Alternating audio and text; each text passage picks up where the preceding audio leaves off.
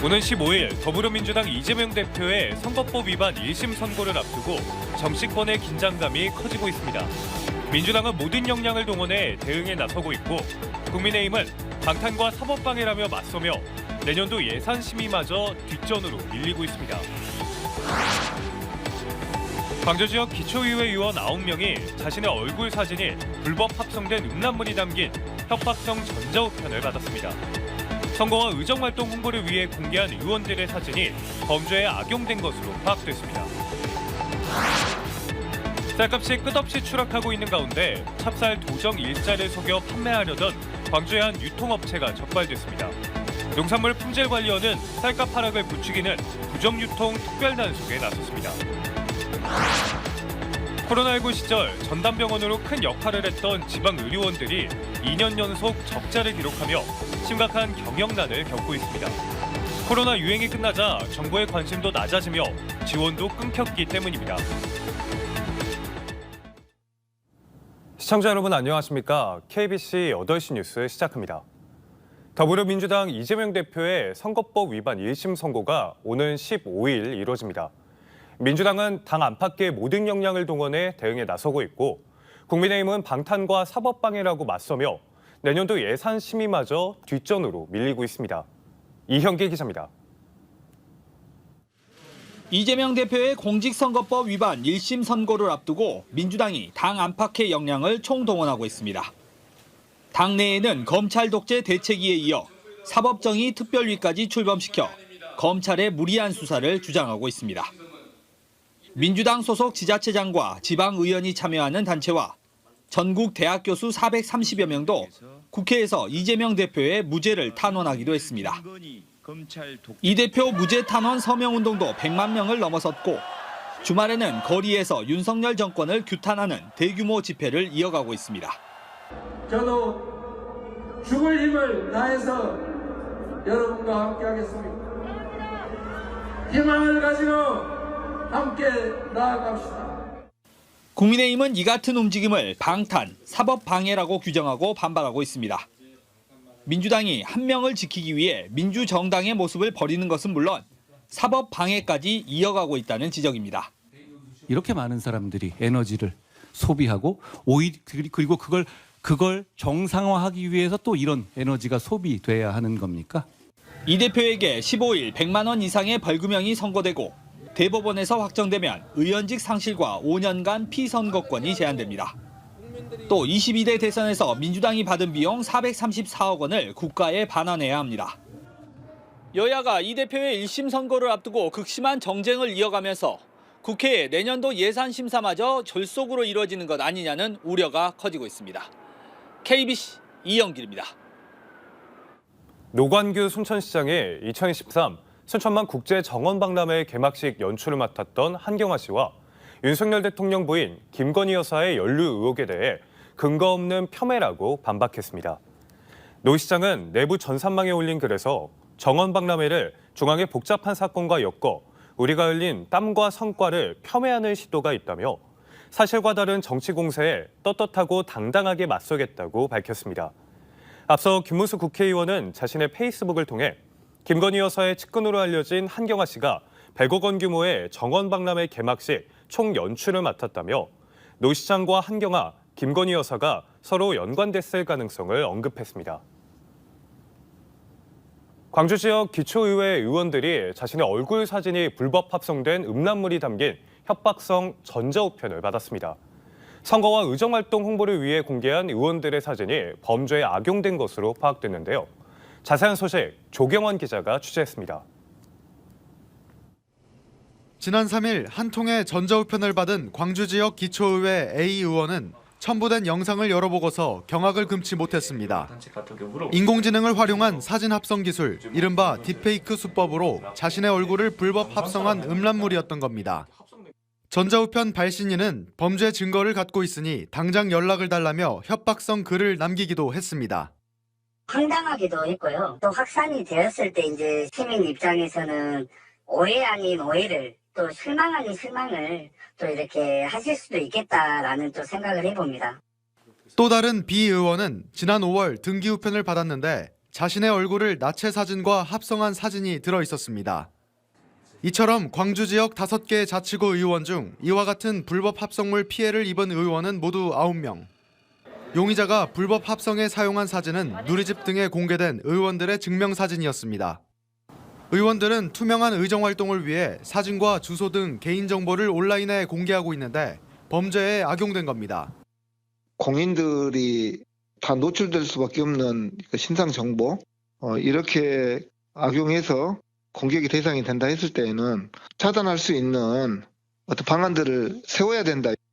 불법 합성물 피해 사실이 접수되자 경찰은 곧바로 수사에 나섰습니다.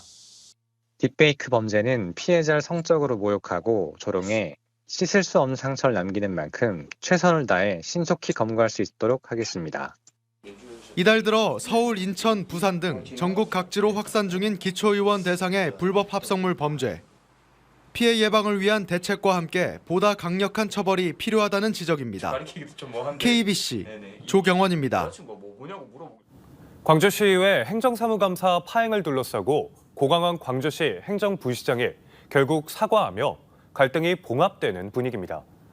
오늘 오후 광주시의회 행정자치위원회 행정사무감사에서 사과 요구를 받은 고 부시장은 통계 오류나 부실한 자료가 없도록 대책을 강구하겠다며 위원님 말씀대로 사과드린다고 밝혔습니다. 어제 산업건설위원회 행정사무감사에서 끝내 사과를 거부했던 고 부시장은 상권위에도 사과하라는 요구에 대해서는 검토해보겠다며 유보적인 태도를 보였습니다. 올해 광주시의회 행정사무감사는 자료 부실과 허위 답변으로 2차례 중단됐습니다. 찹쌀 도정일자를 속여 판매하려던 광주의 한 유통업체가 적발됐습니다. 지난해보다 쌀값이 10% 넘게 하락하며 농민들의 고통이 큰데요. 농산물 품질관리원은 쌀값 하락을 부추기는 부정유통 특별단속에 돌입했습니다. 임경섭 기자의 보도입니다. 지난 7일 광주의 한 농산물 유통업체. 단속원이 들이닥치자 제품 포장을 분주히 수정합니다. 찹쌀 도정일자를 3개월 가까이 속여 유통하려다 적발됐기 때문입니다. 사장님 쓰신지 제가 보고 그때 농산물 품질관리원 전남지원은 최근 찹쌀 1.2톤의 도정일자를 속여 최근 도정한 것으로 꾸민 유통업체를 적발했습니다. 도정일자 허위 표기는 시장 질서를 교란하는 행위로 3년 이하 징역에 처해질 수 있습니다. 특히 값싼 오래된 양곡이 새 쌀과 섞여 싼 값에 유통되면서 쌀값을 끌어내리는 원인이 됩니다. 올해 쌀값 폭락으로 농민들의 고통이 커지면서 부정유통 단속 필요성도 커졌습니다. 지난달 산지 쌀값은 80kg 기준 18만 5천 원으로 지난해보다 10% 이상 낮았습니다. 지금 영농 자재값이 비료, 비료값, 농약값, 기름값, 특히나 인건비 최소한 20% 이상 올랐죠. 그런데 이제 그런 삼중고에 겪다 보니까 2023년산 구곡을 햅쌀로 부정유통하거나 오래전에 도정해놓은 그 구곡을 최근에 도정한 것으로 해서 대비해서 지금 부정유통 단속을 하고 있습니다. 농산물 품질관리원은 적발된 업체 대표이사를 형사 입건하는 한편 이달 말까지 양곡 부정유통 특별단속을 이어갈 계획입니다. KBC 임경섭입니다. 지난달 강기정 광주시장에 대한 직무수행 긍정평가 상승률이 전국 광역단체장 가운데 가장 높은 것으로 나타났습니다. 여론조사 전문기관 리얼미터가 발표한 광역단체장 직무수행 평가에 따르면 지난달 강 시장에 대한 직무수행 긍정평가는 한 달 전보다 4%포인트 상승한 47.9%를 기록해 전국 특광역시 단체장 가운데 2위로 올라섰습니다. 10월 전국 주민생활 만족도 조사에서 광주 시민 생활 만족도가 3.8%포인트 상승한 데다 민생토론회와 국회, 광주의 날 등의 행사 이후 지역 현안 해결에 속도가 붙은 것이 긍정적인 영향을 미친 것으로 해석됩니다. 지난달 김영록 전남지사의 직무수행에 대한 긍정평가는 57.5%로 전체 광역단체장 가운데 3위에 올랐습니다. 국내에서 수백억 대의 도박 사이트를 운영한 일당이 송치됐습니다. 광주경찰청 사이버범죄수사대는 지난해 8월부터 올해 5월까지 판돈 889억 원이 오가는 도박 사이트 9개를 운영한 총책 등 18명을 구속 송치하고 79명을 불구속 입건해 검찰로 넘겼습니다. 이들은 프로그램 개발과 판돈 환전 등으로 역할을 나눠 국내에 서버를 둔 사행성 도박 사이트를 운영했고 차명 계좌와 휴대전화를 쓴 것으로 조사됐습니다. 경찰은 도박에 참여한 140명도 입건했고 도박 사이트 폐쇄와 범죄 수익 몰수 조처도 했습니다. 코로나19 당시 전담병원으로 큰 역할을 했던 지방 의료원들이 2년 연속 적자를 기록하는 등 경영난을 겪고 있습니다. 코로나 기간 동안 일반 진료를 하지 못한 데 이어 엔데믹 이후엔 정부 관심까지 떨어지며 지원이 뚝 끊긴 탓입니다. 강동일 기자의 보도입니다. 전남의 공공진료를 책임지는 강진의료원과 순천의료원의 병상 가동률은 각각 54%와 61%에 그치고 있습니다. 올해 운영 적자는 강진의료원이 25억 원, 순천의료원이 15억 원에 이를 것으로 예상됩니다. 전남도의회 행정사무감사에서는 전문인력 부족 등의 이유로 신뢰도가 갈수록 낮아지다 보니 강진의료원 응급진료 이용자 실적이 해마다 1,000명가량 줄고 있는 것으로 나타났습니다. 응급실을 가지도 못하고 다른 병원으로 전원을 하는 이런 사례들이 많은 것 같아요. 그래서 그 이유가 뭐인가라고 조금 곰곰이 좀 살펴봤더니 환자들이 병원에 대한 신뢰도가 많이 떨어진 것 같아요. 전공의 집단 이탈로 인한 의료 공백을 막는다는 평일 야간과 주말 휴일 연장 근로가 순천의료원의 경우 거의 없었다는 지적도 제기됐습니다. 지방의료원 연장 진로에 우리 순천진료원 같은 경우에 4월부터 8월까지 그 진료 건수가 한 건도 없어요. 공공의료원은 경찰과 소방처럼 사회 안정망 역할을 하고 있지만 정부의 지원은 제대로 되지 않고 있다는 비판이 컸습니다. 그런데 우리가 팬데믹이라는 것은 우리가 말하면 세계적인 상황이고 국가가 책임져야 할 부문에 대한 공공의 영역에 대한 적자 부분도 76%밖에 보전을 안 해줬다는 겁니다. 코로나19 유행 때 전담병원으로 최전선에서 싸운 지방의료원. 하지만 코로나 이후 재정을 축내는 천덕꾸러기 취급을 받을 위기에 처했습니다. KBC 강동일입니다. 김영록 전남지사가 전남 국립의대 신설을 위해 목포대와 순천대의 통합을 거듭 촉구하고 나섰습니다. 김 지사는 실국장 정책협의회에서 현재 양 대학의 통합 논의가 막바지에 이르고 있다며 아직 의견 차이가 있지만 빨리 해소해 오늘 15일까지는 통합에 합의해 주실 것을 간곡히 요청한다고 밝혔습니다. 특히 여야 의정협의체 논의 안건에 전남 국립의대 신설을 올려야 하는 만큼 시간이 없다고 강조했습니다. 지난달 말 목포대와 순천대가 통합 합의를 이루지 못하자 의대 신설을 위한 공모가 진행 중이며 1차 공모 마감은 15일, 2차 마감 시한은 20일입니다. 롯데케미칼이 여수 사택에 대해 대단지 공동주택으로 개발을 추진 중인 가운데 여수 지역 시민사회가 관련 절차 중단을 촉구하고 나섰습니다. 여수 환경운동연합 등 6개 시민단체는 성명을 내고 직원 주거복지가 아닌 부동산 개발 이익을 위한 롯데케미칼 사택부지 재개발 사업에 반대한다며 여수시의 행정 절차 중단을 촉구했습니다.